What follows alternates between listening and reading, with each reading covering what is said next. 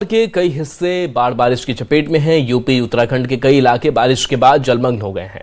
सड़कों से लेकर मकानों तक पानी ही पानी नजर आ रहा है। बारिश से नदियां भी उफान पर हैं। रिपोर्ट दिखाते हैं।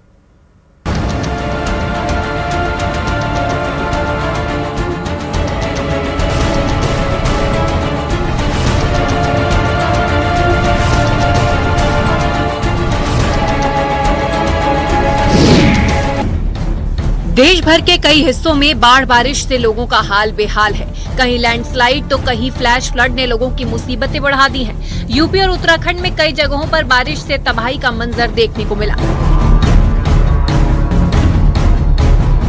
सोनभद्र के कई इलाकों में जलभराव से भारी मुसीबत बढ़ गई है। घरों के अंदर लोगों के कमरों तक 2 से 3 फीट तक पानी पहुंच गया है।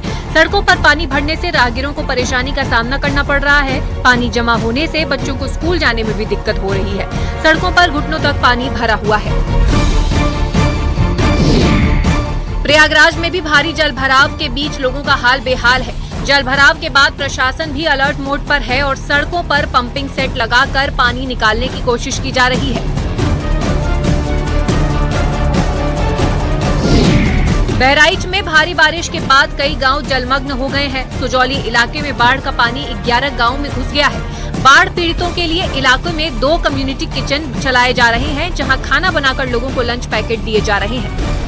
मोतीपुर तहसील के सुजौली इलाके में आई बाढ़ की वजह से इस इलाके के तकरीबन 11 गांव में पानी भर गया था, जिसकी वजह से लोग घर में हैं और घरों में पानी होने की वजह से वो खाना तक नहीं बना पा रहे थे। लेकिन जिला स्तरीय टीम ने, तहसील प्रशासन ने उनके खाने पीने की व्यवस्था की है और कम्युनिटी किचन की शुरुआत की है। मैं इस वक्त एक कम्युनिटी किचन पे हूँ। आप देख सकते हैं यहाँ पे पूरी सब्जी बनाई जा रही है और यहीं से रोज़ हज़ारों की संख्या में पैकेट यहाँ से जाते हैं और जो बाढ़ पीड़ित हैं उनको खाना देने का काम करते हैं।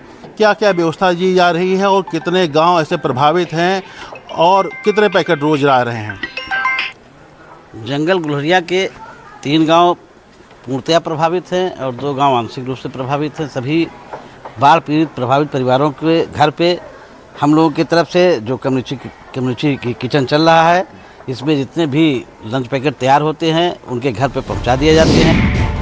कानपुर में बारिश के बाद गंगा का जलस्तर बढ़ गया है। इस दौरान कुछ लोग जान जोखिम में डालकर खतरनाक स्टंट करते नजर आए। करीब 20 फीट ऊंची रेलिंग से गंगा में छलांग लगा दी। वीडियो सामने आने के बाद पुलिस ने स्टंट करने वालों की पहचान कर कार्रवाई की बात कही है। बारिश और गर्मी के बीच नौनिहाल मौत की छलांग लगा रहे हैं और चंद रुपयों की शर्त के लिए।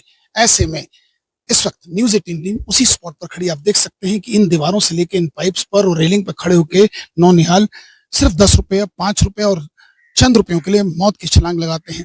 ये वो नौनिहाल हैं जिनके माता पिता को ये खबर नहीं कि आखिर वो घर से निकले हैं तो गए कहाँ। प्रशासन के अधिकारी कहीं ना कहीं बैरिकेडिंग लगाकर रोकने का प्रयास करते हैं, मगर पुलिस की आंख में धूल झोंककर ये मौत की यहाँ छलांग लगा रहे हैं। इन नौनिहालों को कौन समझाए कि जिंदगियां कितनी कीमती हैं। जर्नलिस्ट आशीष पांडे के साथ अमित गंजू, न्यूज़ 18।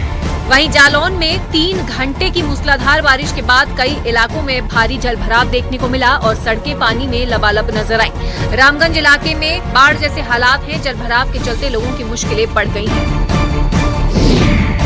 बाराबंकी में घाघरा सरयू नदी का जलस्तर बढ़ने से कई गांव में पानी घुस गया है। कई घर पानी में डूब चुके हैं, जिसके बाद दर्जनों परिवार अपना घर छोड़कर तिरपाल डालकर पनाह लिए हुए हैं। बाढ़ पीड़ितों को प्रशासन की तरफ से मदद दी जा रही है।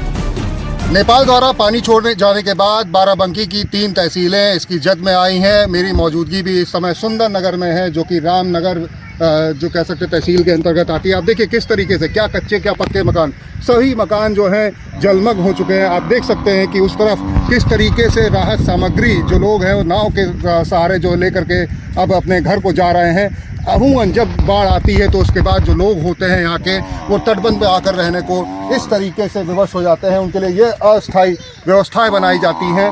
जिला प्रशासन के द्वारा हर साल तमाम व्यवस्थाओं की बात कही जाती है कि उनके लिए मुहैया कराई जाती है, पर ये कुछ तस्वीर सामने है। गाजीपुर से जानलेवा स्टंट का वीडियो सामने आया है, जिसमें कुछ लड़के एक टावर पर चढ़कर उफनती गंगा में छलांग लगाते दिखाई दिए। वीडियो गाजीपुर में वीर अब्दुल हमीद ओवरब्रिज के पास का बताया गया है। बाढ़ बारिश से इलाके बुरी तरह से प्रभावित हैं। लोगों का जीना मुहाल हो गया है। ऐसे में प्रशासन भी अलर्ट मोड पर है और लोगों तक मदद पहुंचाई जा रही है।